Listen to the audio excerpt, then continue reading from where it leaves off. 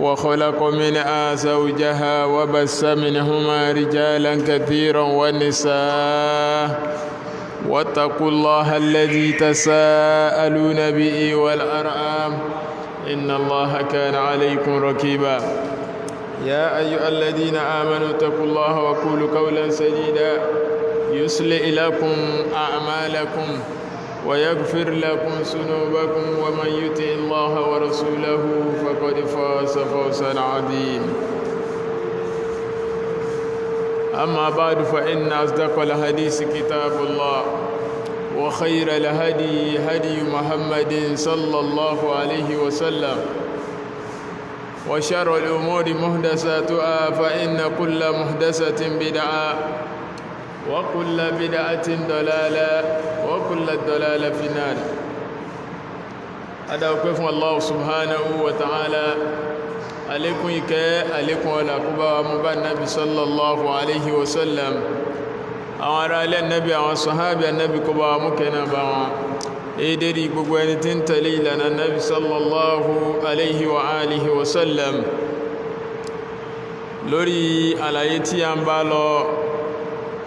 هنا نرى نقبع آية دمبه آية وإذ قلنا للملائكة اسجدوا لآدم فسجدوا إلا إبليس أبى واستكبر. آية yìí òun náà ni àyà tí ó mú wa yà sí àwọn ọ̀nà kọ̀ọ̀kan nípa àwọn ìrújú èyí tí máa ń wáyé nípa ó ṣe sùjúdù ní a fèrí kanlẹ̀ fún yàn ní a tẹ̀ fún yàn ní a kúnlẹ̀ fún yàn ní àbádọ̀bálẹ̀. Òun náà ni a fi ń ṣàlàyé pa àwọn ọ̀rọ̀ tí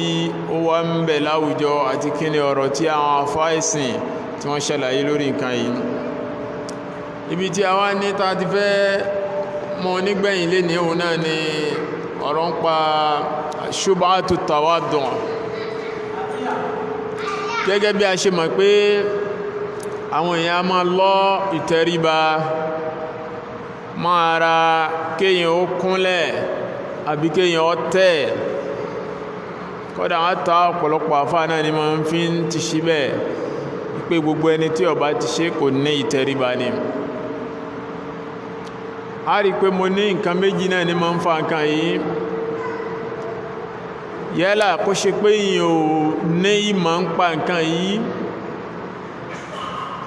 àbí kó sì ṣe pé ìfẹ́nú ń dàmọ́rú àfáà bẹ́ẹ̀. Ojú tí ọ̀pọ̀lọpọ̀ sì máa fi ń wo nǹkan láwùjọ wa òun náà ni pé àwọn èèyàn máa ń wo nǹkan ipe tẹ́nìkan bá ti ní ọ̀dá tó sì já sí pé ẹni tí wọ́n ń pè láàfáà náà ni ẹni tó sọ pé nǹkan yìí ọ̀dá. Àwọn èèyàn wọ́n bùkátà sí nǹkan òun láti pé kí wọ́n gbà wọlé. Èyí tó sì yẹ ká máa wò jùlọ òun náà ni pé kí wọ́n pèèyàn láàfáà kò ní kó ṣe pé gbogbo ìdájọ́ ẹ̀sìn lọ́mọ pa rẹ̀. Ìmọ̀ ń bẹ́nu àwọn nǹkan míì kí káǹkà yàn àbí títóbi yàn àbí ìpolongo yàn bó ṣe lókìkí tó lọ́pọ̀lọpọ̀ wa máa fi ń wò pé ẹni yìí tó bá sọ abẹ́gi ọ̀rọ̀ ẹ̀sìn òsì kí ń gbà bẹ́ẹ̀. Òun náà ni àwọn èèyàn ni wọ́n máa wá fi ń gbára lé ń táwọn èèyàn bá ti sọ. A sì rí pé ọ̀pọ̀lọpọ̀ nípa àìnítẹríba téèyàn bá ti kúnlẹ̀ yìí ọ̀pọ̀lọpọ̀ àsìgbọ́ ìsìláàmù ni. Àwọn èèyàn wá ń ṣe àṣìṣe nípa àgbọ́yé nǹkan yìí látara pé wọ́n lọ títẹ̀ àbí kúnkúnlẹ̀ àbí dídọ̀bálẹ̀ ipé téèyàn bá ti ṣe ìrò ẹni bí ò ní ìtẹríba. A rí pé nǹkan ó yapa kí ni Islam pè ní ìtẹríba. A ní rí ẹnìkan nínú àwọn àfáà àtàwọn àfáà tó ti lọ àtàfáà ti síni láwọn tó ṣe pé wọ́n lágbọ́yé ẹ̀sìn Ọlọ́run ọba kọ́ wá ṣe pé wọ́n ó fi ìtẹríba wọ́n ṣàlàyé rẹ̀ síbi pé yàn kúnlẹ̀ fún yàn àbí síbi pé yàn ń tẹ̀ fún yàn a ní rí nínú àwọn àfáà tí wọ́n ti lọ àbáwọn tí wọ́n wà ní sínà tí wọ́n bá ní àtàwádù nínú Islam tí wọ́n ń pè ní tẹríba a rí pé Ànábì sallallahu alaihi wasallam wọ́n ti ṣàlàyé nǹkan yìí tó yí àwọn àlìhùmà ìtẹríba nínú Islam òun náà ni izharu at-tanazzul anil martabati liman yurad ta'zimuhu òun náà ni pé nínú Islam tí wọ́n ń pè ní tẹríba òun náà ni kéyàn ó fi ìrẹ̀rẹ̀ nílẹ̀ àbí ìyẹpẹrẹ ara ẹni yálà wọ́n gbéyàn sérí ipò kan ní nínú ọ̀rọ̀ nínú ṣe wọ́n ní alágbájá òun ló tó báyìí òun ló jù báyìí lọ kéyàn wá yẹpẹrẹ ara rẹ̀ yí pé ìyìn tó bẹ́ẹ̀ o ìyìn tó nǹkan yìí o fún ẹni tó ṣe pé ó ń gbèrò láti gbéyàn tó bí àbí láti sàpọ́nlé èyàn dé lẹ́fù yẹn ìrẹ́ra rẹ̀ lẹ̀hún pé ìyìn tó nǹkan yìí o òun ni tí wọ́n ń pè ní ìtẹríba nínú Islam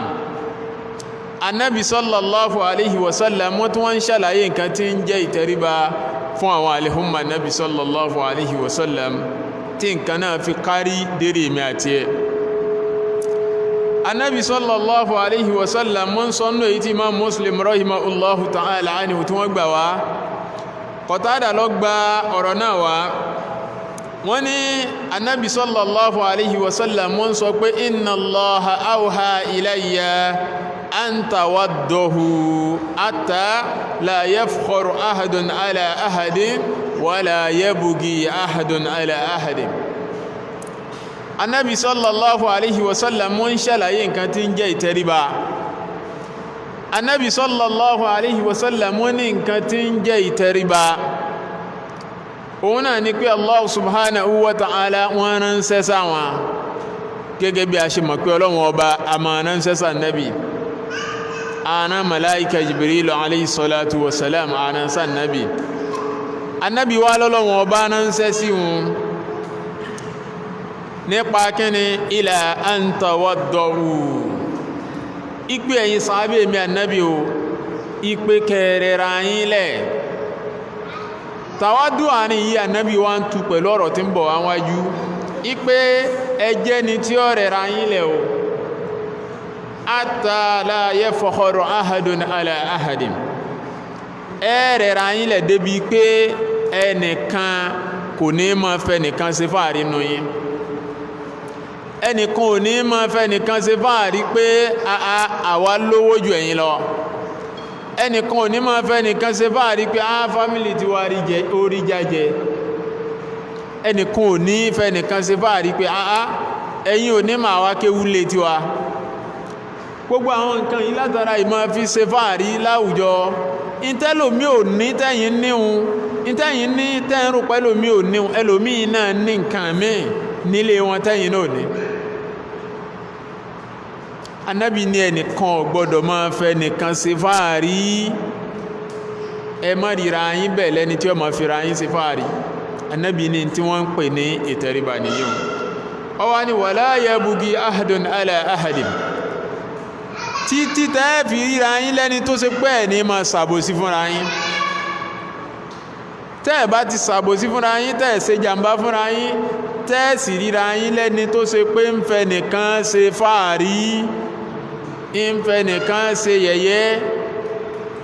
tẹ́yìn ọba ti ríra yín bẹ́ Ànábì sallallahu alaihi wasallam wọ́n ń júwe fún wa pé tí wọ́n ń pè ní ìtẹríba nù káwa náà wá wo tí wọ́n ń pè ní tẹríba láwùjọ wa ìjọba ń tà Ànábì sallallahu alaihi wasallam ìjọba mú ó jìnà síra wọn a rí pé nọ́rọ̀ Ànábì sallallahu alaihi wasallam a rí àwọn àgbọ́yé nípa nǹkan yìí ipé pàápàá tí wọ́n ń pè ní ìtẹríba lélẹ̀ yìí kódà àtà nínú tààtún rí nínú àwọn àlàyé léyìí tó wá òun náà ni ọ̀rọ̀ bàbá Sheikh Adam rahimahullahu ta'ala anhu léyìí tààrí pé ọ̀rọ̀ wọn jí ń ṣe déédé àlàyé tí wọ́n ń pè ní tẹríba ní Islam. a kàn wá rí pé ní àlàyé tí bàbá ń ṣe nínú ọ̀rọ̀ wọn wọ́n ń ṣàlàyé ń pa pàápàá ìtẹríba ni. bàbá wọn sọ ní ọ̀rọ̀ wọn látàrí páwa náà rí pé nǹkan yìí bàbá ń gbé ìtẹ̀ fún yàn gan nínú ọ̀rọ̀ wọn. wọ́n jà lógun ipé ìtẹ̀ kíni ìkúnlẹ̀ kíni wallahi bàbá Sheikh Adam náà jà lógun. àmọ́lùwà àbáwùjọ wa àbádúgbò wa a níkàkún ọ̀rọ̀ ànábì tọ́kílẹ̀sì pa níkàkún ọ̀rọ̀ àwọn àfáà kan. àmẹ́yìí tó bá ti ṣe déédé ìfẹ́ ẹnu tiwa òun lọ̀pọ̀lọpọ̀ sábà máa mú láwùjọ. gẹ́gẹ́ bí tí bàbá Sheikh Adam rahimahullahu ta'ala anhu táwọn náà fi ń ṣàlàyé ń pa ìtẹríba. bàbá ń sọ náà rọ̀ pé wayha qawmin jahilu ma'na al-haya wa asa'u fihi hatiman wabtida hakaza qad jahilu tawaddu'a wa banawhu fi sujudi wa nihina. bàbá Sheikh Adam rahimahullahu ta'ala anhu lè táwọn náà ń ṣàlàyé tí ń jẹ́ ìtẹríba. wọ́n ní ọ̀pọ̀lọpọ̀ àwọn èèyàn mi àwọn ìjọ ìmí ànábì àwọn èèyàn mi ìyẹn bàbá Sheikh Adam mọ́ ń sọ̀rọ̀ yìí nínú tírà àwọn ad-dinu nasiha àbí nínú tírà al-islam wa taqalidul jahiliya. bàbá láwọn èèyàn mi àánú mi ó mọ̀ ṣe fáwọn èèyàn mi tó ṣe fáwọn ẹni yìí wọ́n ṣe àìmọ̀kan nípa tí wọ́n ń pè ní ìtẹríba. àwọn èèyàn wọ́n ń ṣàṣìṣe ní bẹ̀rẹ̀ rẹ̀ àti parí rẹ̀ dáyìn pé ìgbọ́rọ̀ kalẹ̀ ní bẹ̀rẹ̀ rẹ̀ ìsọ̀rọ̀ lérí rẹ̀ ní parí àwọn èèyàn ń ṣe àṣìṣe nípa tí wọ́n ń pè ní tẹríba. bàbá ní akadha qad jahilu tawaddu'a. bàbá ní bákan náà àwọn èèyàn tún sáì mọ̀kan pa tí wọ́n ń pè ní ìtìjú ma'na al-haya ìtìjú ń ta kọ́kọ́ ẹlẹ́ẹ̀kejì ní ìtẹríba.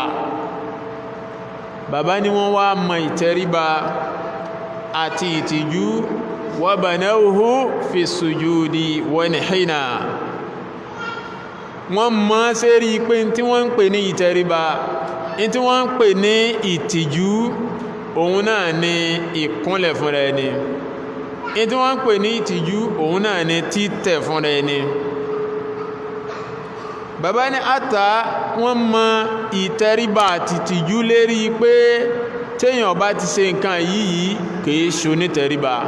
téèyàn bá ti ṣe nǹkan yìí kìí ṣe onítìjú. bàbá ní wọ́n bá débi pé khali'u na'lin ìbọ́bá tààlẹ̀ ja'aluhu wajiba wọ́n sọ nǹkan yìí náà di dandan fáwọn èèyàn. ẹ̀rí léyìí náà lára ọ̀pọ̀lọpọ̀ especially àwọn àfá yálà àwọn àfá kọ̀dímí ni ń bẹ̀ẹ́nù tàwọn hadisi ti sínà o. òun náà ni pé a rí pé lọ́pọ̀lọpọ̀ àwọn tí wọ́n jẹ́ ọmọ ilé kí wọ́n a mọ́ bọ́ bàtà alẹ̀ fàáfà. àwọn nǹkan yìí Baba Sheikh Adam rahimahullah àwọn náà kàkún pé kò sí nínú ìtẹríba. a rí inú àwọn afáàsí náà tó ti pa àwọn ọmọ ilé kí wọ́n a máa bọ́ bàtà fún wọn wọ́n a máa kó bàtà tẹ̀lé wọn àbí wọn ò ní wọ bàtà kọjá ńlé wọn. kọ́dà náà bàbá fi ń sọ́nù àdínù náà sí apé kí ní ń ṣe ọ́ tó ń jẹ ẹsẹ̀ rẹ níyà. kí ló wá kúkú bọ́ bàtà nìkan fún tó bọ́ ẹ̀wù rẹ kọ wà ní òhò olóòfin sàpọ́nlé afá rẹ̀. Baba Sheikh Adam sọ eléyìí náà nínú tírà àwọn àdínù náà sí a rí pé àwọn kan yìí kò ṣẹ̀ṣẹ̀ wà ó ti wà tipẹ́tipẹ́. èmi dé bàbá ní lahum qabla husuli lil fana lẹ́yìn pé wọ́n sọ nǹkan yìí di pé kó tó ráyè lọ́dọ̀ àwọn àfikò jẹni tí ọmọ ọdún mọ́ nǹkan yìí à ń bọ́ bàtà à ń kúnlẹ̀ à ń dọ̀bálẹ̀. bàbá wọn sọ pé kullu man khalafahum fi asihi, gbogbo ẹni tó bá ti wá yapa àwọn èèyàn lérí ìṣesí yìí, bàbá ní wasafuhu billadhi minhu bara, àwọn èèyàn ma wá sọ̀rọ̀ ọdún àwọn ẹni bẹ́ẹ̀ káàkiri pé eléyìí ti gún rí kó ń bí ẹ̀sìn àwọn bàbá wa o, eléyìí ti gún rí kó ń bí táwọn bàbá náà ń ṣe wọ́n ní ọ̀dá. bàbá Sheikh Adama ní tí wọ́n ma sọ ní fún àwọn irú àwọn ẹni bẹ́ẹ̀ tí wọ́n ma fi ṣèròyìn wọn nù, àwọn ọ̀rọ̀ tí ọ̀dá, ìròyìn tí ọ̀dá, bàbá Sheikh Adama ni wọ́n ma fi ròyìn ẹni tó bá lóhun ò sí ipò òun ò ní kúnlẹ̀, wọ́n ma ní ọmọ aláìní tìjú ni. bàbá nínú tí wọ́n ṣe fún ẹni pé bẹ́ẹ̀ ni pé ja'aluhu kafiran li dinihi, wọ́n sọ̀rọ̀ ẹni bẹ́ẹ̀ di kèfèrí, ipẹ́ ni tó bá ti lóhun ò ní kúnlẹ̀ òun ò ní tẹ̀, kèfèrí ọmọ ni. nínú tí bàbá ní wọ́n ṣe fún àwọn ẹni bẹ́ẹ̀ tí wọ́n láwọn ò ní kúnlẹ̀ àwọn ò ní tẹ̀, bàbá ní wasta'iddu liqitali watida, bàbá ní wọ́n múra láti gbógun tìrú ẹni bẹ́ẹ̀, wọ́n múra láti bárò ẹni bẹ́ẹ̀ ṣọ̀tá. Wallahi ọ̀rọ̀ bàbá Sheikh Adamu láńkà yìí, káwa náà wá wo tí bàbá yìí sọ láti gbà tí wọ́n ti sọ, ṣé nǹkan yìí ó máa ṣẹlẹ̀ bẹ́ẹ̀ láwùjọ wa, ṣé nǹkan yìí ó máa ṣẹlẹ̀ bẹ́ẹ̀ nínú ilé ẹni kọ̀ọ̀kan wa, ṣé ó máa ṣẹlẹ̀ bẹ́ẹ̀ ládùúgbò ẹni kọ̀ọ̀kan wa.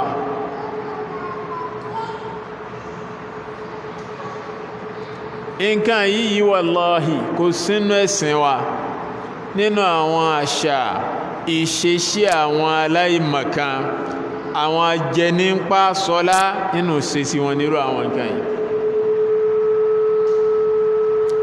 bàbá Sheikh Adam rahimahullahu ta'ala anhu wọ́n ní watawaddu alladhi na'rifuhu, in tí wọ́n ń pè ní tẹríba léyìí táwọn mọ̀ nínú àgbọ́yé ẹ̀sìn wa. bàbá ní gẹ́gẹ́ bó ṣe wà mislu ma fil aqli aw shar'i sama, gẹ́gẹ́ bó ṣe wà nínú ìfòye wò lákàyí àbínú òfin tó wá láti sánmà. òun náà ni pé tí wọ́n ń pè ń tẹríba náà ni pé bí qabulil haqqi, bàbá ní tí wọ́n ń pè ń tẹríba náà ni kéèyàn gba òdodo kún ó ní bí nǹkan yìí ṣe rí ni, bí Allah subhanahu wa ta'ala bí wọ́n ti ṣàlàyé nǹkan yìí ni, bí Ànábì sallallahu alayhi wa sallam bó ṣe wí nǹkan yìí ni, bàbá ní kéèyàn gbà bẹ́ẹ̀ òun ni wọ́n ń pè ní tẹríba.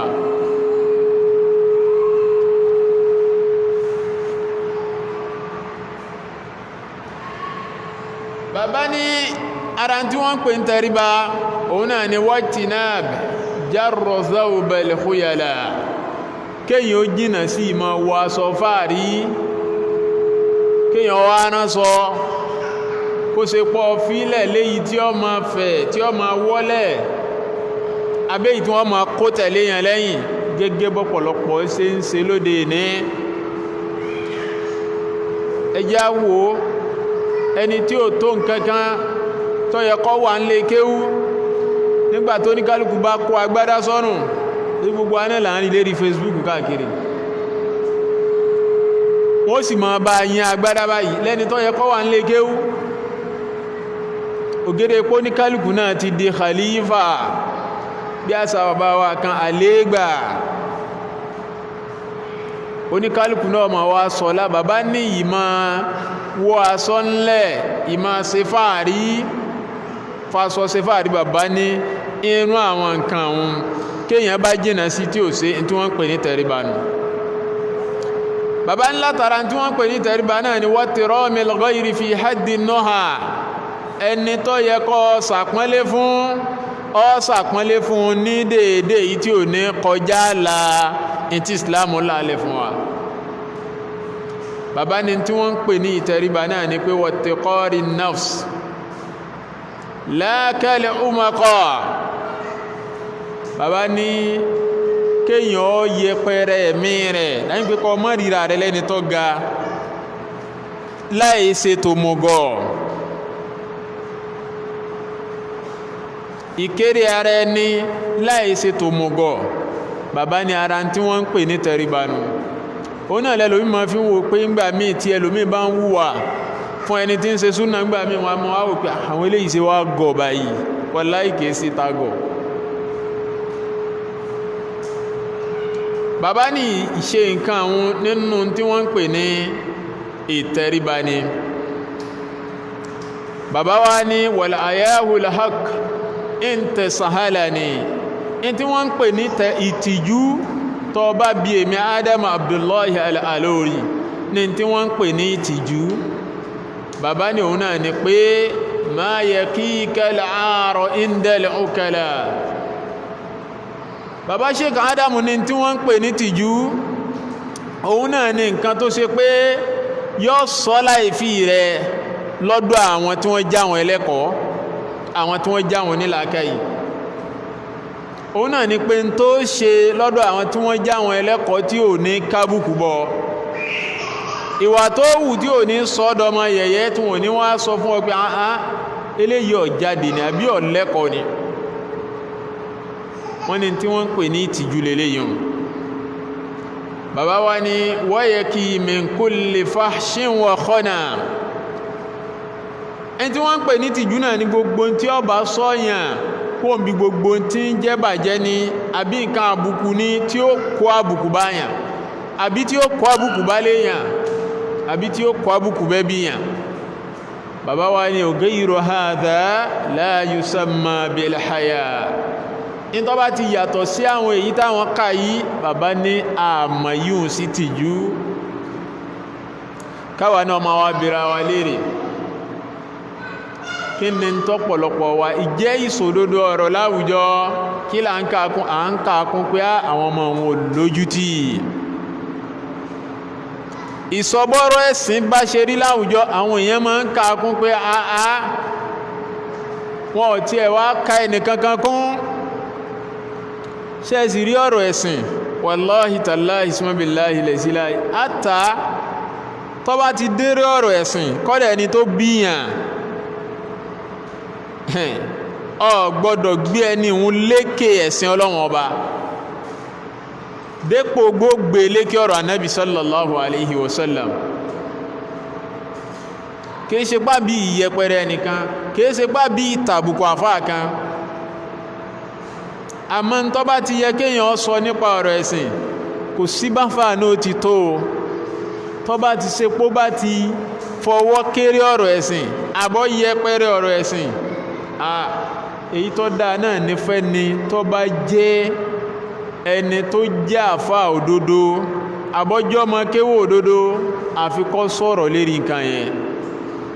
Bàbá Sheikh Adam rahimahullahu ta'ala inú àwọn àfáà tí wọ́n kọ́ Sheikh Adam ń kéwú. Bẹ́ẹ̀ni kan bá ṣe mistake ń pa ọ̀rọ̀ ẹ̀sìn bí nǹkan òun ṣe kílẹ̀ sí bàbá ma bàbá sọ èyí tí wọ́n sọ lójú rẹ̀ wọ́n sọ nù tírà ìpé lágbájá ó ṣàṣìṣe nǹkan báyìí. Òun lọ́pọ̀lọpọ̀ àwọn ará Ìlọrin àbọ̀pọ̀lọpọ̀ kí n pè láwọn àfáà Ìlọrin tí wọ́n jọ lògbà pẹ̀lú Sheikh Adam ni wọ́n máa fi ń ròyìn Sheikh Adam pé àṣà ni. Ìtọ́ sọ bàbá dasa náà ni pé kí wọ́n ródòdó pé eléyìí bó ti rí ní bọ́lọ́n ṣe sọ ní bá nábi ṣe sọ ní bàbá Sheikh Adam ó dúó lérí òdodo. Àmọ́ àwọn nǹkan yìí náà yẹ káwa náà kíyèsí láwùjọ ṣùgbọ́n nù nǹkan tó rú ọ̀pọ̀lọpọ̀ lójú láwùjọ òun náà ni pé gbogbo àwọn nǹkan tá ń ṣàlàyé yìí ọ̀pọ̀lọpọ̀ àfáà rí nǹkan yìí sí ìrí ọlá, wọ́n fẹ́ fi ṣọlá, wọ́n fẹ́ fi ṣe yìí. Òun ni ò jẹ́ kọ́pọ̀lọpọ̀ ó lè sọ pé bí nǹkan yìí ṣe rí ni. Ọ̀rọ̀ bàbá Sheikh Adam yìí a rí pé kọ́dà àfáà mi Ustaz Sarumi Sheikh Fatah àwọn wọ́n ṣe àlàyé wọ́n ṣe tírà yìí. Gbogbo ọ̀pọ̀lọpọ̀ ọ̀rọ̀ àwọn àfáà léyìí tá ṣẹ̀ṣẹ̀ máa wá kí ipé ń bo ní léyìí wà nínú tírà yìí, ń bo ní títà máa wá kí wallahi òun náà ti kójọ sínú tírà yìí. Wọ́n wá sọ débi pé ọ̀rọ̀ bàbá Sheikh Adam yìí nínú nǹkan tó yẹ kó ṣe pé wọ́n fi góòdì kọ́ sí gbogbo ẹnu ọ̀nà àwọn tí wọ́n bá ń pè láǹfààní. kí wọ́n lè mọ̀ pé kíní iṣẹ́ àwọn nǹkan tó yẹ ká mójútó àgbọ́yé rẹ̀ láwùjọ ni tó rọ́pọ̀lọpọ̀ àfòrí gbọ́yé débẹ̀. kọ́dà ìkan nínú àwọn ọmọ Sheikh Adam rahima nínú àwọn ọmọ kéwu àwọn ọmọ Markaz ìgbà àwọn èmi kan máa ń ṣe fàájì yìí ń lọ Èkó ni ń bọ̀ abára àwọn kọ̀ọ̀kan due to pa ẹjọ́ jẹ́ Markazi bóyá lọ́dọ̀ àwọn fásitì ní àbáfásitì tí ń bá wá ń bọ̀ wá ìkan náà àwọn ọmọ tá a bá wá rí táwa máa kúnlẹ̀ délẹ̀ fún wa wàláhì tàláhì láti gbà wọn ni tí mo ti máa ń rántí ọ̀rọ̀ yóò ní àfáàwé ìṣẹ́lẹ̀ yìí láàrin àwé kúnlẹ̀ báyìí kíra wà wàláhì náà ọmọ Markaz gangan ìgbà àwọn nǹkan òun strange sí mi bákan kó tó wá di pàgbọ́yé èèyàn rí àwọn nǹkan kọ̀ọ̀kan kà lórí nǹkan yìí pé bí nǹkan yìí ṣe rí ni ṣe rí àlàyé eléyìí wallahi kàn fi ń túra wálẹ̀ àti ìtanijí fún gbogbo ẹni tí ń bá rí nǹkan wọn àbáwọn àfáà mi ń sọ ń ta ìpè nǹkan yìí àìlójútì ni àwọn ẹ̀rí láti kó wá nípa ń tà náàbí ṣe léwọ̀ fún wa láti máa tẹ̀ fún yàn láti máa kúnlẹ̀ fún yàn afáwa ní ó yẹ kí wọ́n kọ tírà yìí pẹ̀lú góòdì sẹ́nu ọ̀nà gbogbo tí ń jà fà nílọrin àbí lumi náà léyìí tí wọ́n máa fi iná tí ń gbà wọ́n bá fẹ́ ṣiṣẹ́ gbé nípa tí wọ́n ń pè ní ìtẹríba àbí nípa tí wọ́n ń pè ní ìlójútì eléyìí ó máa fi jẹ́ ìtanijí àti gbogbo ẹni tí ń bá ń tako nǹkan yìí káwa náà kíyèsí kárònú làákàyè wa gbogbo ọ̀pọ̀lọpọ̀ ẹni tí ń tako ìkúnlẹ̀ nínú àwọn Markazi ẹjẹ́ abéèrè káwa náà oòrùn ọkàn wa pé ṣé wọn ò rí tíra ọba Ádámà yìí ni ṣé wọn ò ké ni ẹni tí ò ké sí ò rí ni torí mo mọ̀ pé béèyàn ò lò ní ìdádí yóò lò sànàwí bí ó sì lò sànàwí yóò ní tíra ọba Sheikh Ádámù yìí tọ́kílẹ̀sì pé wọ́n ti ń lo àdínù nàṣíà ọ̀fẹ́ ọkọ̀ wá lò àwa táà ń rí ẹni tí ò kúnlẹ̀ sí aláìní tìjú ẹ dákun ó yẹ káwọn náà bèèrè sọ́pọ̀lọpọ̀ ẹni tí ń jẹ́ Markazi tí ń bá ní ẹni tí ń jẹ́ Markazi ẹni tí ń jọ àwọn ọmọ kéwu babalágége là ń sọ sáwọn náà ò rí tíra yìí káti ẹ̀mọ́ ti sọ̀rọ̀ àdísì ànábì sallallahu alaihi ibi tí ó ti máa yí àwa náà nù pé fẹ́ẹ̀nú lóníkálùkù ń ṣe lára ń tó já sí pé ọ̀pọ̀lọpọ̀ wọ́n ń po ní súnà lóókọ tí ò kí ń ṣe tí wọ́n ọ̀rọ̀ kúnlẹ̀ yìí gangan já sílù níbẹ̀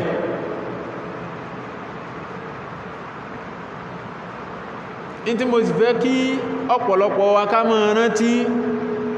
òun náà ni pé wallahi ìṣesúnà kìí ṣe àìlójútì ìṣesúnà Nabi sallallahu alaihi wasallam kìí ṣe pé ìtakò àwọn àgbàlagbà tí wọ́n ti lọ bóyẹ̀ ni pé tí ń jẹ́ ń tàn Nabi gbé wá fún wa bó ṣe ní àṣẹ́sìn wa wallahi òun náà ni súnà Nabi sallallahu alaihi wasallam ṣùgbọ́n a máa ń rọ́pọ̀lọpọ̀ àwọn tí wọ́n ń pariwo lérí rédíò ṣé ẹ mọ̀ pé ọ̀pọ̀lọpọ̀ wọ́n ti rí nǹkan yìí sọ́nà ọ̀nà táwọn lè gbà jẹun ọ̀nà táwọn lè gbà sọ àwọn èèyàn di ẹrú ó yẹ káwa náà máa wá wò ó wípé àwọn tí wọ́n ń pariwo nípa àwọn súnà yìí kọ́dà ẹlòmíín pè débi pé Boko Haram làwọn tí wọ́n jẹ́ àwọn àfáà súnà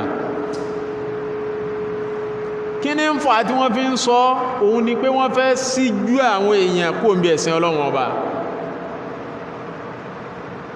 ó yẹ káwọn náà sì máa mọ̀ pé ọ̀pọ̀lọpọ̀ tí máa ń pè àwọn àfáà súnà Boko Haram wàláì olódo ayé àtàlkìyàmà nírò ẹni bẹ́ẹ̀ àkọ́kọ́ náà kéèyàn owó òye sí bá ní Boko Haram dáyìn pé ìwé èèwọ̀ ni kìí ṣe téèyàn gbọ́dọ̀ kọ́ àbí síbẹ̀ náà ni àfáà Boko Haram àbí èèwọ̀ ni ìwé kíkọ́ àbí ibi táwọn náà ti máa wá dálàkà ìwà padà ní pé ọ̀pọ̀lọpọ̀ àwọn tí wọ́n ń ṣe súnà táwọn rí láwùjọ ta ni ọ̀kàwé nù wọn ta ni ọlọ́mọ ní skul nù wọn àbí ta ni ọ̀lábúrò ní skul nù wọn ta lẹni tí ò ṣiṣẹ́ ń bẹ́nu wọn tí ń ṣiṣẹ́ ìjọba ẹni tó bá ti níwèé àrọ́ọ̀mù ni kò ní ṣe àwọn nǹkan yìí àmọ́ ńgbà tí wọ́n bá bà wọ́n jẹ́ fẹ́yìn sí especially eléyìí ò kí ń ṣe bùfà àwọn tí wọ́n ń sọrú àwọn ọ̀rọ̀ ọ̀hún náà làwọn jákmálù èyí tó bá sì ti yẹ kéèyàn sọ èèyàn sọ ni tí wọ́n bá ń dákọ̀ àfáà wàláhì jákmálù èsì àfáà wàláhì láàásìm nítorí wọn mójútó òun náà ni kó gbé drọ́ọ̀mù kalẹ̀ káwọn tí wọ́n wá sàlátù kan máa dáwùjọ síbẹ̀ nítọ́ wá ṣe nánu nígbà tó bá sì lóhun ó ṣe súnà nábi sallallahu alaihi wasallam kò ní iṣẹ́ nìkan tí ó dáwó fún mọ́ òun ló jí ó múra sí ń tọ́ wá tà ọjà ní ń tà èyí táwọ́ wà ní pé nígbàtẹ́nìkan táwọn kan ti sọ pé Boko Haram ní Ibn Taymiyyah Boko Haram wàláhì tó bá ká lọ káàbọ̀ yọ padà ká Sheikh Adam tó bá ká lọ káàbọ̀ yọ ká Sheikh Kamali yóò pè àwọn náà Boko Haram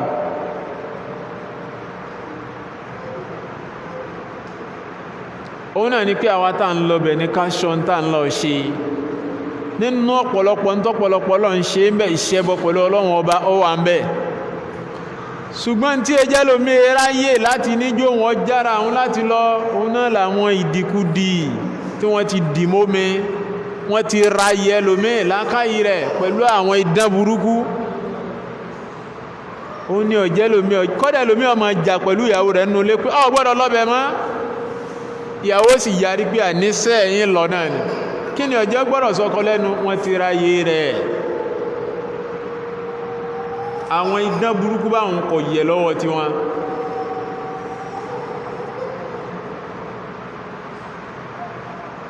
ṣe wá mọ̀ pé táwọn àfẹ́sì ń sọ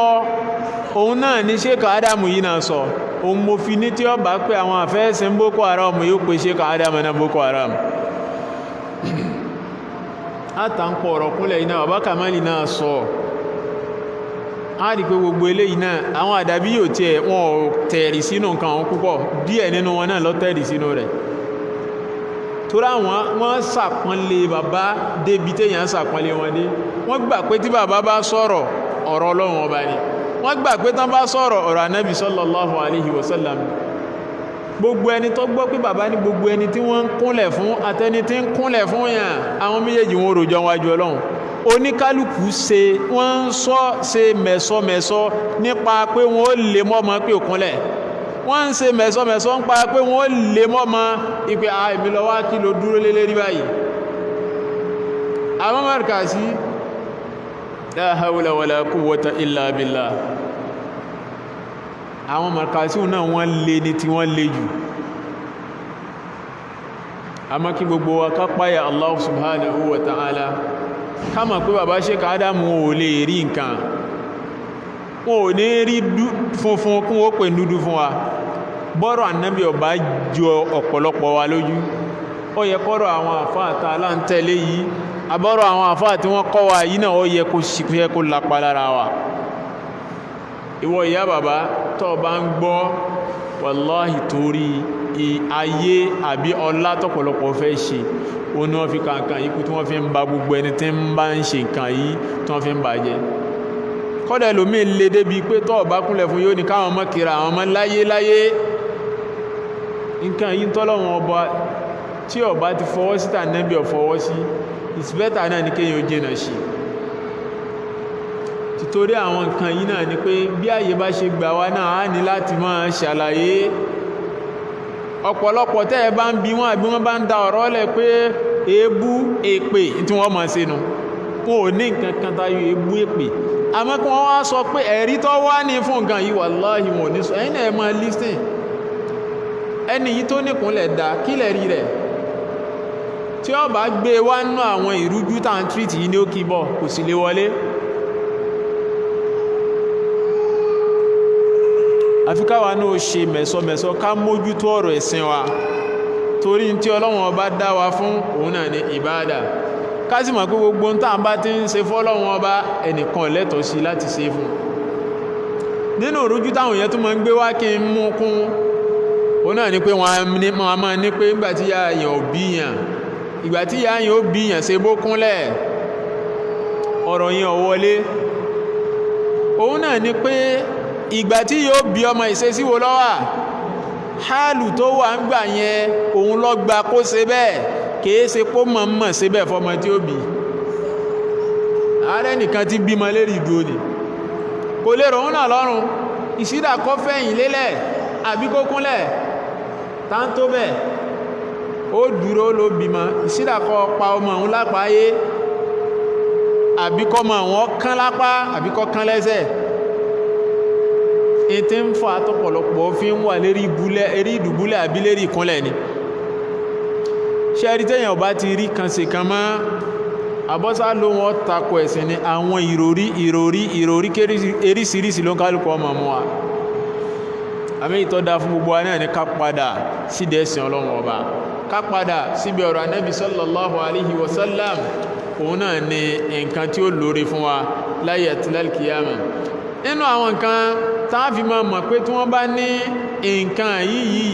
èèwọ̀ ní nínú Islam àbí tí wọ́n bá ń bi wá pé ìdájọ́ títẹ̀ fún yàn kúnkúnlẹ̀ fún yàn dídọ̀bálẹ̀ fún yàn wallahi èèwọ̀ ní nínú Islam ìtọ́ bá sì ti lè jẹ́ èèwọ̀ ìgbà mí a máa wá ní makiro ìgbà mí a máa jẹ́ haram gẹ́gẹ́ bí àwọn ẹ̀rí tó wá fún léríṣiríṣi nítorí àsìkò ni àwọn nǹkan yìí lè wá láwọn àyè yìí nígbàtí ń bá ti ń wá bẹ́ẹ̀ a mọ̀ pé gbogbo tí ń sọ wọ́n bá ní haramu ni àbí kàrọ́ha ni àbí tààrímù ni in tí ń túmọ̀ sí náà ni pé ó lè já sí pé in tó lè sọ̀yàn dẹ́lẹ́bọ̀ wájú Ọlọ́run ọba a rí pé àwọn àyè mi tọ́lọ́run ti lo àwọn ọ̀rọ̀ yìí tí sì ń já sẹ́bọ ó wà ní Al-Qur'an Al-Karim ìfẹ́ ká pẹ́ lérí ọ̀rọ̀ wọn ni àmọ́dájọ́ títẹ̀ fún èèyàn kúnkúnlẹ̀ fún èèyàn èèwọ̀ nínú Islam èèyàn lẹ́tọ̀ọ́ láti ṣe fún ẹnì kankan ọ̀rọ̀ àwọn àfẹ́sìn lórí àwọn nǹkan yìí bóyá ká mú tàwọn méjì àbí mẹ́ta wá ní bí àyè bá ṣe gbà wá ma nínú àwọn tí wọ́n ti lọ òun náà ni Imamu Sharafuddin An-Nawawi rahimahullahu ta'ala anhu nínú ọ̀rọ̀ Imam Nawawi tí wọ́n sọ nípa ìṣe ìtẹ̀fúnyàn léèwọ̀ nínú Islam a rí pé Imam Nawawi wọ́n bí ní 631 hijiri àbáyẹn kú ní 676 a sì wà ní 1442 náà báyìí àbí ń lọ bí 600 and kìíníkan years báyìí tí bàbá yìí tó ti ṣaláìsí nínú àwọn ọ̀rọ̀ tí wọ́n ti á rí pé kìí sí ọ̀rọ̀ pàfà sín àwọn tó wà láyé ń sìn òpin ẹ̀ náà ni bọ́yá 100 fẹ́lòmí bèèlè tàṣí ẹlòmí tí pé 100 nínú àwọn tó wà láyé ń sìn ẹ wá wà àwọn tí wọ́n ti lọ láti bí 106 ọdún sẹ́yìn nínú àwọn ọ̀rọ̀ tí wọ́n sọ ń pa nǹkan yìí ó ní òjò yà wá náà pé a ní nǹkan yìí kò ṣẹ̀ṣẹ̀ ṣẹlẹ̀ ó ti wà nínú ẹ̀sìn wa pẹ́ ṣùgbọ́n àwùjọ wa ló jẹ́ àṣà ìmọ̀ kan pa rẹ̀ Imam Nawawi rahimahullahu ta'ala anhu wọ́n ṣàlàyé ní ọ̀rọ̀ wọn ipé wa yakrahu anni zohar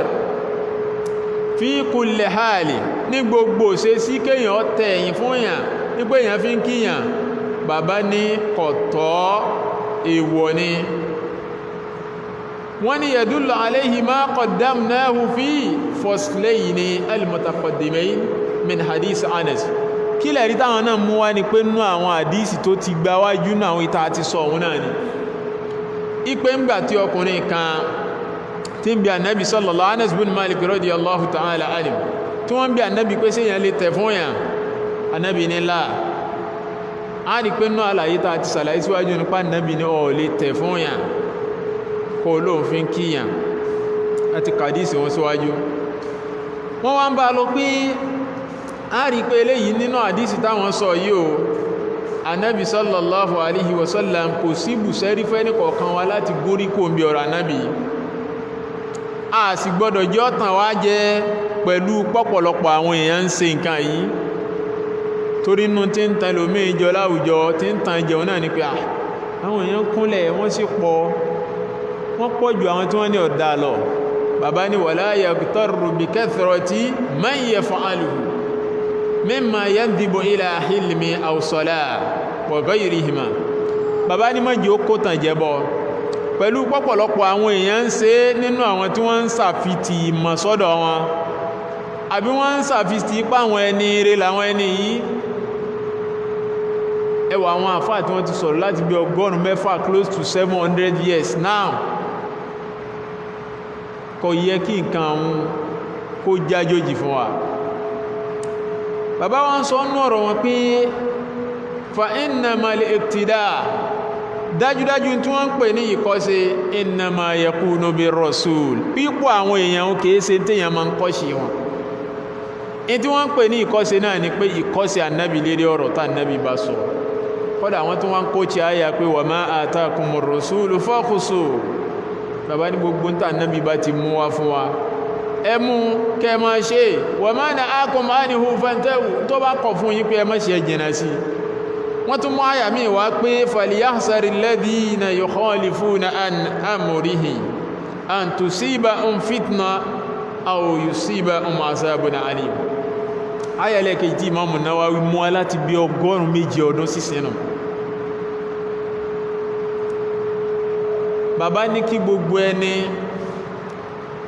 kí oníkálùkù kó ṣọ́ra especially àwọn tí wọ́n ń yapa ọ̀rọ̀ Ànábì sallallahu alaihi wasallam. bàbá ní kí wọ́n ṣọ́ ara sí kí wọ́n lówó má bá ṣẹlẹ̀ sí wọn aw yusibahum azabun alim àbí kí ìyà Ọlọ́run ọba ìyẹ ẹlẹ́ta èrò kó má ṣẹlẹ̀ sí ẹni bẹ́ẹ̀.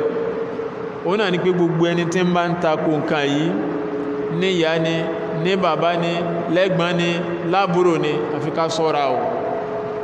àfi ká ṣọ́ra. àyá al-Qur'ani lélẹ́yìí o àdísì Ànábì lélẹ́yìí o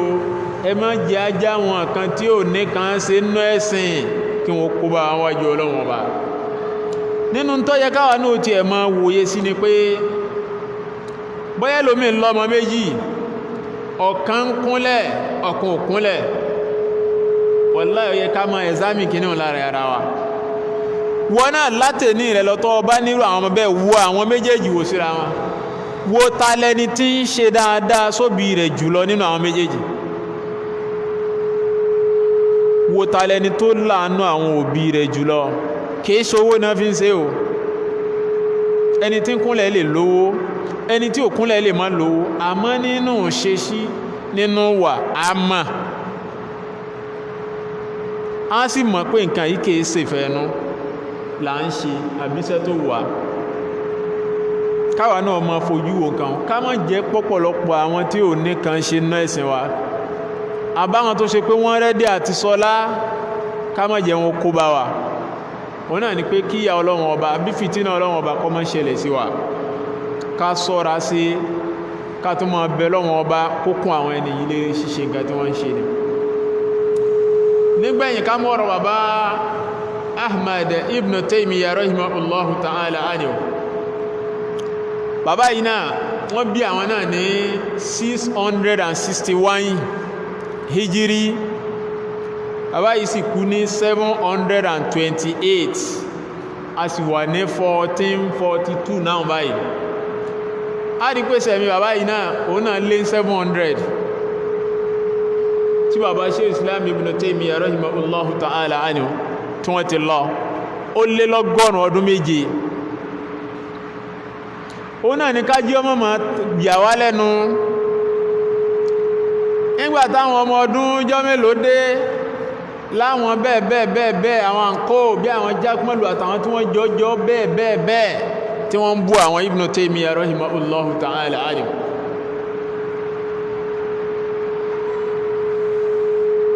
òun lọ̀pọ̀lọpọ̀ náà ní èyí ọ̀pọ̀lọpọ̀ tí wọ́n ní àwọn ṣe ń sọ̀rọ̀ sáwọn àfáà yìí báyìí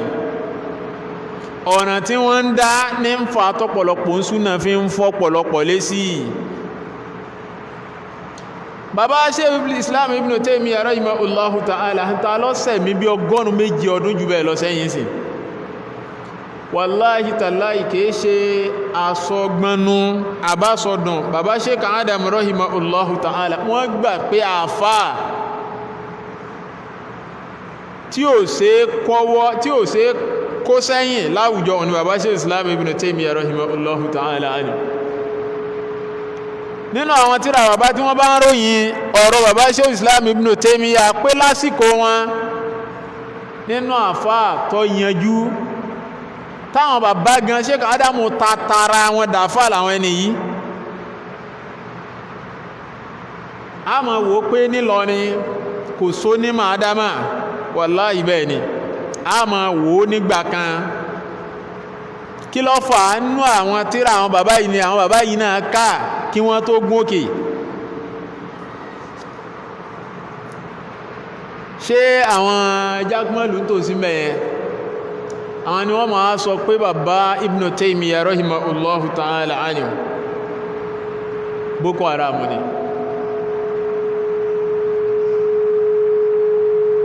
Òun náà ni pé àfikà ṣọ́ra sí ìta àfá àtọ́kọ́ àfá àti ẹ̀ ọgbà aláfà. Àwọn ẹni yìí tí mo fẹ́ ká sì rántí ni pé àwọn ẹni yìí bàbá wọn bá fẹ́ẹ̀sìn yìí wọn bá alùsúnà kankan tán ò níbi kan ìmọ̀lú rẹ̀ lẹ́yìn èyí tí bá kanú tíra. Ẹlòmíì náà mọ fámílì rẹ̀ lẹ́yìn èyí tí bá kanú tíra ní. Ṣùgbọ́n tí wọ́n ṣe kalẹ̀ nínú ẹ̀sìn òun lójó kọ wọ́n mọ bẹ̀dẹ̀ ní. Bọ́ bá délẹ̀ Lárúbáwá bó délú èbó gbogbo ẹni tó bá ṣe pọ́rẹ́dí àti sẹ̀sìn bọ́lọ́wọ́n ọba ti ní ó ṣe tọ́rẹ́dí àti sẹ̀sìn bá Nábì sallallahu alayhi wa sallam tó ní ó ṣe wàláhì ó kọ àwọn àfáà yìí ọmọ hàn níbẹ̀. Especially bàbá Sheikh Islam Muhammad bin Abdul Wahhab rahimahullah.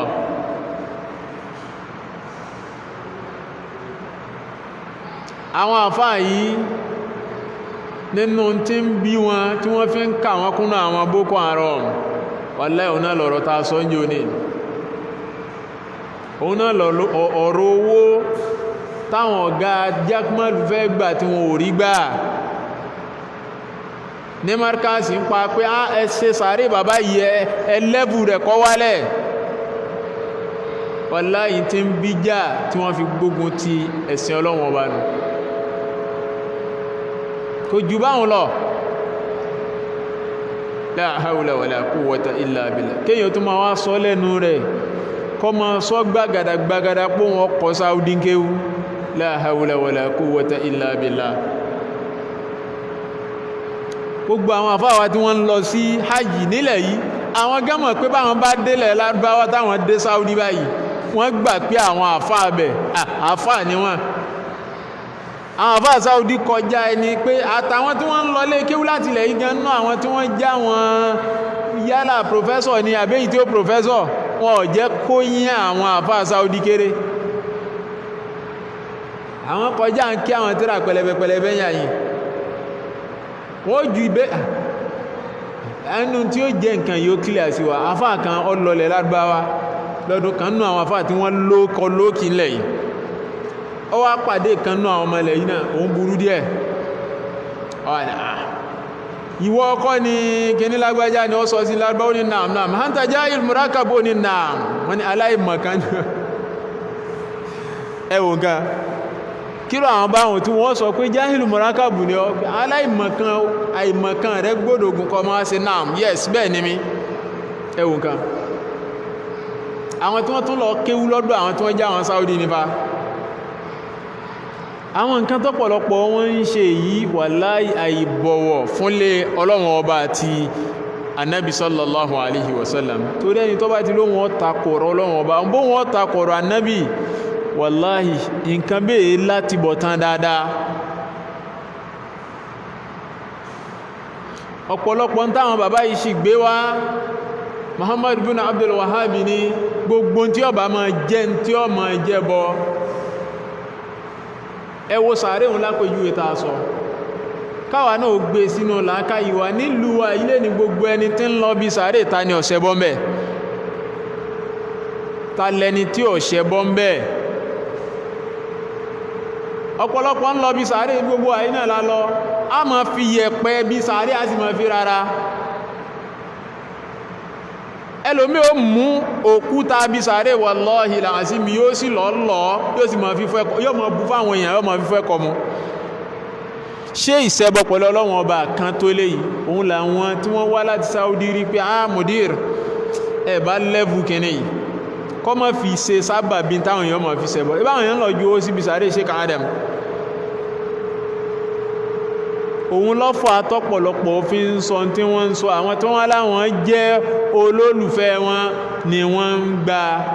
àwọn nǹkan yìí wí tí wọ́n fi ń ba onísùnà Ọlọ́run ọba jẹ́ lérílẹ̀ láti pa àwọn náà ń gba bẹ̀ wọlé láti fi dáàbò bo ọ̀nà tí wọ́n ń gbà jẹun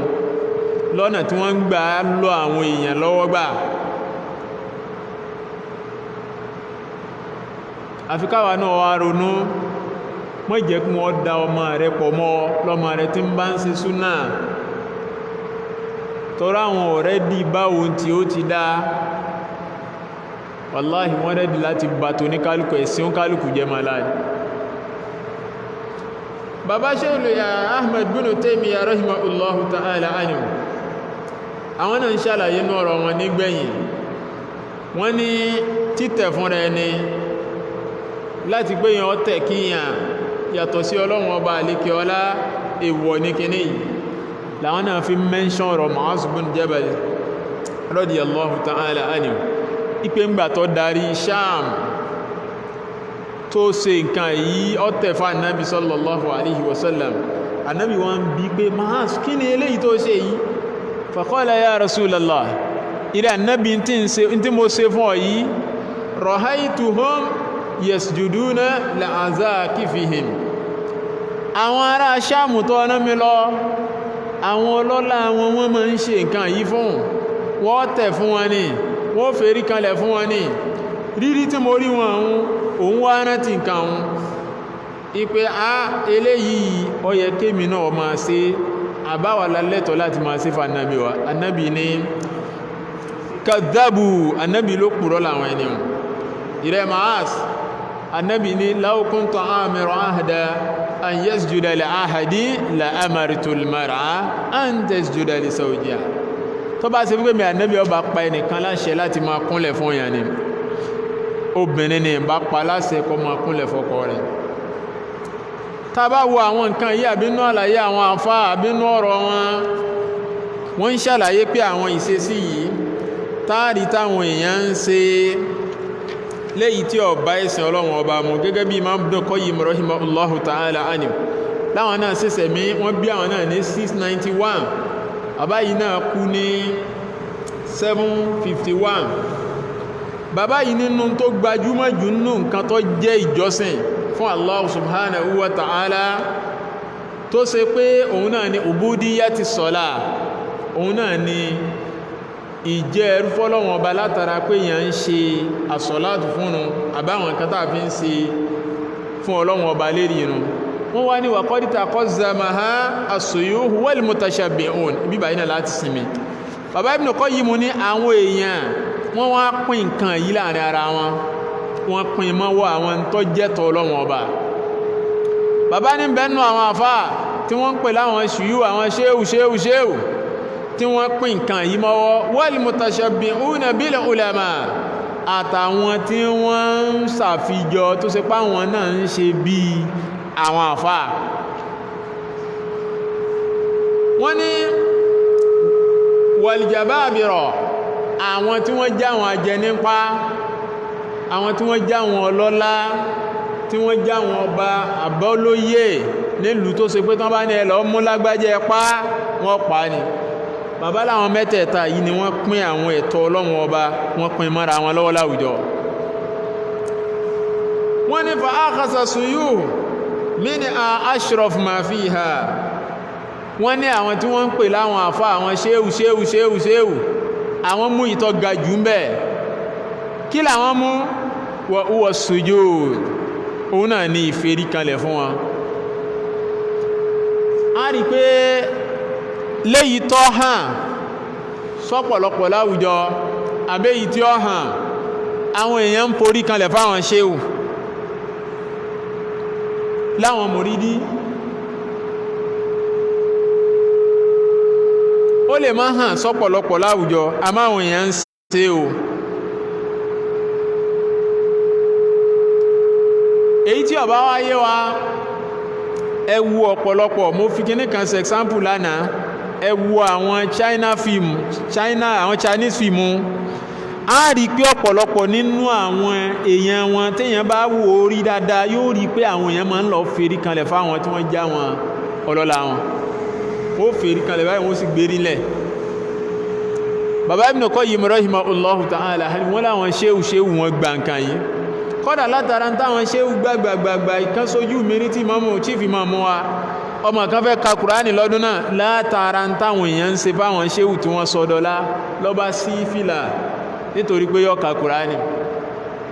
ìtì ẹ̀padà rántí mọ́ ìmáàmù ń kọ́mẹ́ǹtì kan lérí nǹkan wọn pé akínì túnmọ̀ eléyìí àwọn nǹkan wọn làwọn èèyàn tí wọ́n rí fún wọn lọ́lá ni wọ́n rí ni ò jẹ́ kí wọ́n fẹ́ tẹ̀ lọ́rọ̀ Ọlọ́run ni ò jẹ́ kí wọ́n fẹ́ tọrọ lé ọ̀rọ̀ Ànábì sallallahu alaihi wasallam. Imam Ibn Qayyim wọ́n ní wa akhadha al-mutashabbihuna bil ulama àwọn tí wọ́n fi àfijọ àfáà sọ́dọ̀ wọn àbáwọn tí wọ́n ń pera wọn láàfáà tí wọ́n yé sáàfáà gbogbo wa náà la mọ̀ láwùjọ ipò pọ̀lọpọ̀ tí ń pera rẹ̀ láàfáà kìí ṣe àfáà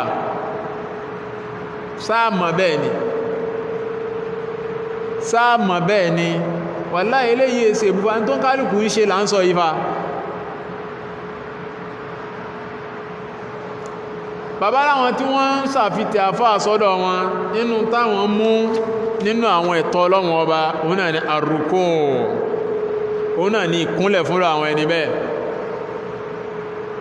àbí títẹ̀ fáwọn náà nínú táwọn náà mú lọ́dọ̀ àwọn tí wọ́n já wọn tí wọ́n ń pe àpèmọ́ra apá àfáà ni wọ́n ni a rí pọ̀pọ̀lọpọ̀ àfáà náà lé ní tọ́mọ ọba kúnlẹ̀ fún yọ ka ọmọ náà kọ́dà yọ yọkù náà ọmọ kéwú wọ́n ní fàíṣà alákìyà ba'duhum ba'da rọ́kà aláhù bápá kan bá pàdé ara wọn nù wọn ó kúnlẹ̀ fúnra wọn ó wọlé báwù anakumullah tọ́pọ̀lọpọ̀ tí wọ́n fi ń ṣe àpọ́nlé àti ìfúnra ara wọn ẹ wò láti bí 100 ọdún tí bàbá yìí náà ti sọ̀rọ̀ yìí kalẹ̀ sí ọmọ ṣẹ bẹ́ẹ̀ láwùjọ wa ni wọ́n wá ní kama yakrahu yarka'ul musalli li rabbihi sawa gẹ́gẹ́ bí yẹn ṣe máa rùkú fólúwa wa àbí gẹ́gẹ́ bí yẹn ṣe máa forí kanlẹ̀ fólúwa wa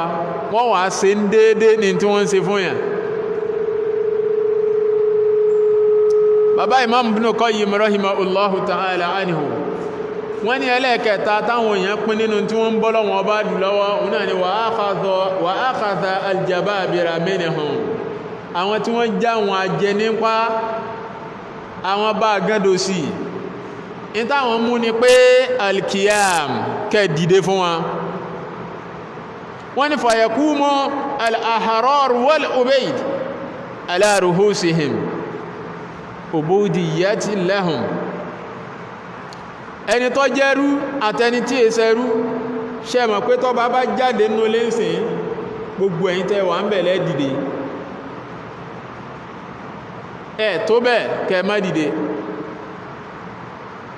àbáwọn aláṣẹ láyé wọ́n bá ń bọ̀ wá jókòó kan ẹ́ dìde wọ́n ní táwọn ajẹ nípa àwọn ní táwọn mú nínú ẹ̀tọ́ Ọlọ́run ọba ní ó náà ní kẹ́ dìde fún wọn wa hum julus àwọn ó sì jókòó lẹ̀ tẹ́ tó bẹ̀ kẹ́ jókòó pẹ̀lú wọn wọ́n wá ní wa qad naha rasulullahi sallallahu alaihi wasallam an asihil umur wọ́n ní gbogbo àwọn nǹkan ilà nábi sallallahu alaihi wasallam ti kọ̀ fún wa láti máa ṣe léyìí tó yẹ káwa náà jìnà sí nǹkan yìí láwùjọ òun náà ni wọ́n wá mú àwọn àdísì mẹ́tẹ̀ẹ̀ta àkọ́kọ́ ni pé la yanbaghi li ahadi an yasjuda li ahadi wọ́n mú wá pípọ̀ tó fẹ́ nìkan kó má fèrí kanlẹ̀ fẹ́ nìkan lẹ́lẹ́kejì wọ́n mú wá náà àdísì Mu'adh bin Jabal rahimahullahu ta'ala anhu àbínú àdísì tó wá tí wọ́n ní ar-rajulu minna yalqa ahahu aw sadiqahu ar-rajulu yalqa ahahu ayan ani lahu ìpé ẹni tó pàdé ọmọ ya rẹ̀ jó lè tẹ̀ fún kólóhun fi ń kí Ànábì ní la àwọn bàbá yìí mú àwọn ọ̀rọ̀ yìí wá léyìí tí ó mọ̀ tó ẹnì kọ̀ọ̀kan wa léyìí tí ń já sí pé ọ̀rọ̀ Ànábì ẹni tá Ànábì bá sọ ìpè nǹkan yìí kódà èèwọ̀ ni a gbọ́dọ̀ jìnnà sí òun náà lè fi máa rí pé Ahlus-Sunnah wal Jamā'ah bẹ́ẹ̀ bá lù wọ́n tẹ́ fẹ́ pa wọ́n abẹ́ sọ̀rọ̀ sí wọn lérí pé wọ́n sì ń tẹ̀lé àṣẹ Ọlọ́run Ọba wàláhì kéèdì nǹkan kan kù nínú ara bóyá ni pé tó máa ń jẹ́ kí ọkàn wa kó lè dáadáa lérí títẹ̀lé àṣẹ Ọlọ́run Ọba ni àwọn nǹkan yìí ni àwa tá a jẹ́ òbí àbí tá a jẹ́ gbọ́n là ń pàkíyèsí ara wa sí o wàláhì kìí ṣe pé ìyẹ̀yẹ́ ẹnìkan àbí ìsàbùkù ẹnìkan àmọ́ bọ́rọ̀ ẹ̀sìn bá ṣe rí agbọ́dọ̀ ṣàlàyé rẹ̀ lópin bó ní kálukú náà ṣe ń sọ tí wọ́n láwọn tí wọ́n ń takò nǹkan yìí kọ́dẹ̀ wà àwọn tí wọ́n bẹ̀rẹ̀ ń jọ sí tí wọ́n ń kóra wọn kí kọ́dà wọn kó dé rédíò àti rẹ́rí ìkúnlẹ̀ táwọn èèyàn wí kinu léyìí tí ó sì fẹsẹ̀ múlẹ̀ kí Allah subhanahu wa ta'ala kó gáìdì wa kó gáìdì ẹnì kọ̀ọ̀kan wa bẹ́yàn bá wọ́n rí nǹkan kan nínú ẹ̀rí tó yàtọ̀ sí ìtàn wí yìí tí è sí ṣe rújú kọ́dà kún kọ́ pàkíyèsí wa ó lè fi rányàn ó lè kọ́ síbi ìwé wàláhì kò ń ṣe ìjà bá ti rí tó sì fẹsẹ̀ nílẹ̀ á tẹ̀lé àmọ́ tí ó bá ti fẹsẹ̀ nílẹ̀ tó jẹ́ ìrújú ni a ní gbà lọ́wọ́ anybody kí Allah subhanahu wa ta'ala kó gáìdì ẹni kọ̀ọ̀kan wa kí gbogbo àwọn àbínà ká ṣe jẹ́jẹ́ o bíbà yìí ni ibi tí a ti dúró nírọ̀lẹ́ yìí wa sallallahu ala sayyidina muhammadin wa ala alihi wa sahabihi wa sallim subhanaka allahumma wa bihamdik ashhadu an la ilaha illa ant astaghfiruka wa atubu ilayk wa alaikum assalam wa rahmatullahi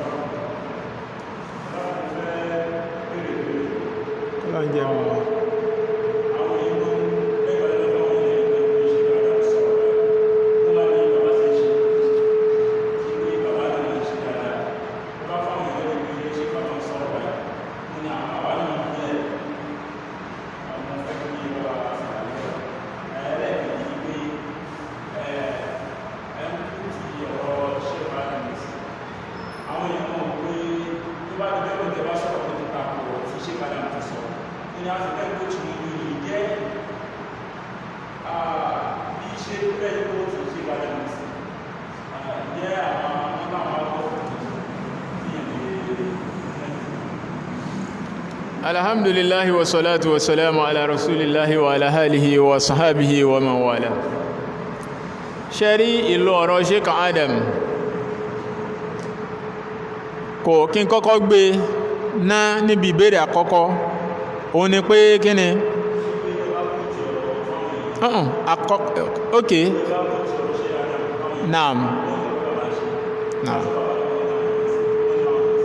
ẹ kọ́kọ́ sọ kan síwájú bọ̀ tẹ́ jẹ́ mọ́ báyìí náà lọ́kí fi rántí ta kọ́kọ́ tẹ́ kọ́kọ́ sọ òun ni pé kéèyàn ó kóòchì ọ̀rọ̀ bàbá Sheikh Adam rahimahullahu ta'ala alim lérí nǹkan kan tí wọ́n bá ṣe kò sí ń tọ́já burú mẹ́ òun la kóòchì ọ̀rọ̀ wọn ní àná mo kóòchì ọ̀rọ̀ wọn lérí nǹkan kan bàbá sọ pé kò sí tí kò sáburú bí kéèyàn tẹ ọrùn bá fún yàn tá bá sì ọ̀rọ̀ bàbá tí wọ́n sọ yẹn á rí pọ́ tako ọ̀rọ̀ ànábì sallallahu tẹ́nìkan wá bá ànábì pé ìjẹ́ yẹn lè tẹ̀ fún yàn kó lóhun fi kí ànábì nílá èyí tó jẹ́ átọ̀wù yẹn ọmọ èèyàn náà ni ọmọ jẹ́ walillahil kamal èyàn ò lè kù kọ́ mọ́ kù síbì kan ara àwọn bẹ̀rún ni ibi tí bàbá kù sínú àwọn ìṣesí wọn àmọ́ tí wọ́n ń jábò sí ni pé kéèyàn ó rí nǹkan kó ṣe pòdòdó wọn nìkan láwọn sọ ibi tí wọ́n bá kù sí àmọ́ fọwọ́bò yíhun àbò sí ni kò sí tó burú bí eléyìí kọ́dà ẹ máa ń fa àtúnṣe páwọn àfáà míì látara àwọn àṣìṣe tí wọ́n ṣe wọn kì í fẹ́ dakọ̀ wọn àbí wọn kì í fẹ́ mẹ́ńṣàn kan tí wọ́n bá sọ lórí mọ́sálà kan òun ló fà á tó fi já sí pé ẹlòmíì kì í fẹ́ mẹ́ńṣán ọ̀rọ̀ wọn àfọ̀rọ̀ àwọn àfẹ́sìn nìkan ṣùgbọ́n láwùjọ wa nínú tí ń fà á tọ́pọ̀lọpọ̀ fi máa mẹ́ńṣán ọ̀rọ̀ wọn ni pé gẹ́gẹ́ bá ṣe mọ̀ pé ní tọ́rọ Ọlọ́run ọba ọba tó tànábì ò lè tó amẹ́lòmí ma wá ń sọ pé àtà lọ sọ bẹ́ẹ̀ ta ní ṣe bẹ́ẹ̀ nínú àwọn àfáà yín lùwà yìí òun ló jẹ́ lè máa mention pé àwọn bàbá yìí náà sọ ò kọ́dà ẹ̀rí Fadilatu Sheikh Sarumi wọ́n ń sọ pé nínú tó yẹ ká fi góòdì kọ òun náà lọ̀rọ̀ bàbá yìí tá kọ sẹ́nu ọ̀nà gbogbo tí ń jà fáà lù yìí kán lè máa rántí pé ń tà ànábì sọ ọ̀rọ̀ ànábì tó ṣe dédé ànábì lọ̀rọ̀ bàbá yìí kó ní kálukú ó lè máa tara rẹ̀ jí ibi tó bá kù sí ẹlẹ́ẹ̀kejì èyí ń bá wọn ẹlẹ́ẹ̀kejì ni pé kéèyàn sọ nǹkan kọ́ mọ́ sí kéèsì nǹkan tí ń ṣẹ̀ṣẹ̀ ń ṣẹlẹ̀ a rí pé Allah subhanahu wa ta'ala ń sọ nọ́rọ̀ pé lima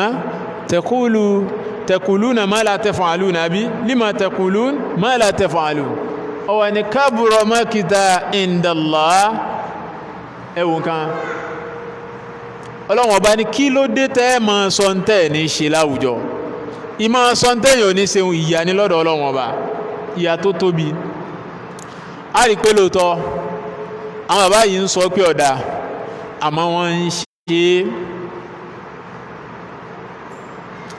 ẹnu nǹkan tó ń mú wọn ṣe a rí pé bàbá sàlàyé nù tíra àdínù al-Islam wa taqalidul jahiliya bàbá nínú nǹkan tó ṣe pé ń jẹ́ ìnira fáwọn ní ṣíṣe ní kíkí káwọn ọmọ kúnlẹ̀ kíyàn àmọ́ àwùjọ tí wọ́n bára wọn ní ò jẹ́ wọn ó rí iṣẹ́ tó bí wọ́n ṣe fẹ́ ẹ rí pé wọ́n ní lásìkò àwọn gánbẹ́ nínú àwọn àfáà tó fara mọ́ pé ìkúnlẹ̀ kódà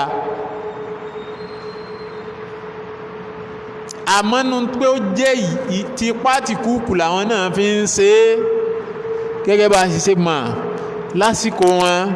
oníkálukú gẹ́gẹ́ bí ìgbé ara lé tó bá ti jẹ mọ́ ogun ìgbé ara lé ìsàsíra ẹni inú àwọn nǹkan òun fa sábàbí fẹ́ni tó bá lóye pé lásìkò wọ́n gbà pé bàbá ilé kínní tí ń bá ṣe báyìí fún àfi káwọn ọmọ délé pé gẹ́gẹ́ bí ìgbàgbọ́ oníkálù lásìkò gbà wọn inú tí ń fa tẹ́ẹ̀fì rẹ lómi tí fi ń ṣe báwọn wọn sọ yóò kílẹ̀ sí wọn ni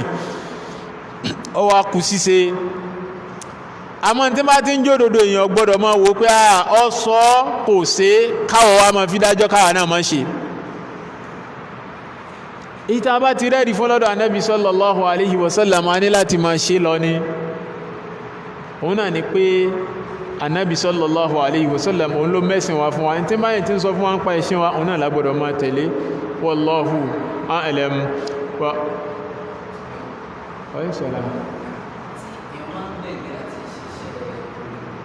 ìgbẹ́ iṣẹ́ okay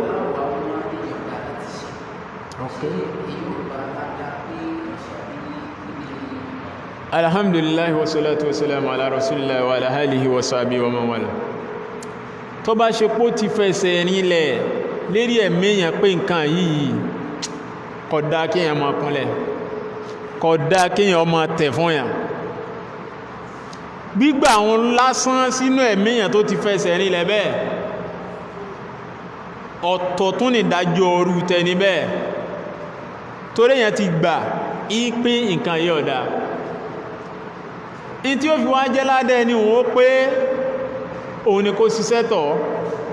inú iṣẹ́ tí ó ṣe tọ́ òun náà ni pé kọ́ mọ bẹ lọ́hùn pé ọlọ́run mọ́sà ṣe kìíní yìí ní rọrùn fún mi láti máa ṣe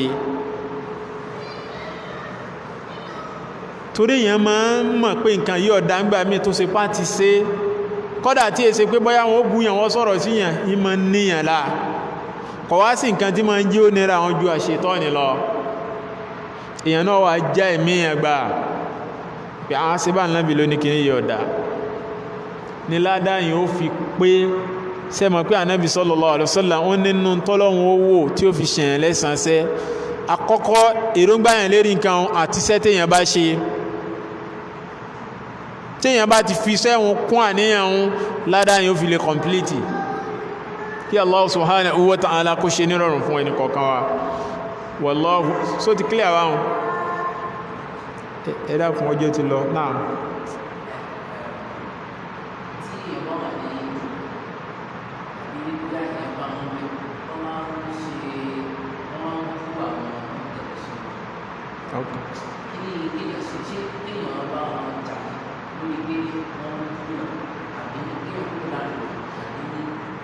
alhamdulillah tí ẹ bá wà nírú àwùjọ bẹ́yẹn tó ṣe pọ́rọ̀ súnà àbáwọn súnà wọn dálẹ̀ kò sí pé èèyàn bá wọn jà èyí tó dájú fún yẹn náà ni pé kéèyàn ó ṣe sùúrù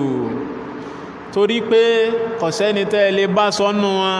lásìkò ìgbà yẹn tí ó gba ẹ̀rí ọ̀rọ̀ Ọlọ́run ọba àbí ó gba ẹ̀rí àdínábì sallallahu alayhi wa sallam ń tọ́pọ̀lọpọ̀ sì ń ṣe òun náà ni pé ń tọ́ takò ẹ̀sìn tá ànábì mọ́ wá fún wa tí ẹ̀ bá ti wá rí báhùn is better kéèyàn ní sùúrù kókó láàrin wọn kọ́dà kọ̀ fà bínú ó náà ni pé wọ́n ní ìsáná tọkọ̀ zẹ̀víhù fala tujibuhu tó múgò èèyàn bá ń sọ̀rọ̀ ẹni tọ́rọ ẹ̀sìn òye má dá lóhùn fi kalẹ̀ wa khayru min hijabatihi sukut èyí tó lóore fún yàn náà ni kéèyàn dákẹ́ ó lóore ju kéèyàn dá lóhùn lọ àmẹ́ni tí ó bá wá dá wọn lóhùn náà èèyàn tún lè dá wọn lóhùn o àmẹ́ni tí ó dá wọn lóhùn yòówù náà ó ní ẹ̀rí lọ́wọ́ tí ẹni yóò sì ní bá wọn jà ọ sọ pẹ̀lẹ́pẹ̀lẹ́ bí wọ́n bá fẹ́ gbé gbóná ó tún gbé wálẹ̀ torí ń gbà mí àárín téèyàn máa ń wọ̀ èèyàn máa ń fòdodo ọ̀rọ̀ hàn gbà mí látara bí àwọn tó bá wà ń bẹ̀ nǹkan ó lè clear sẹ́lómìnà pé ẹ wo ẹjẹ́ ń lé kan sí yín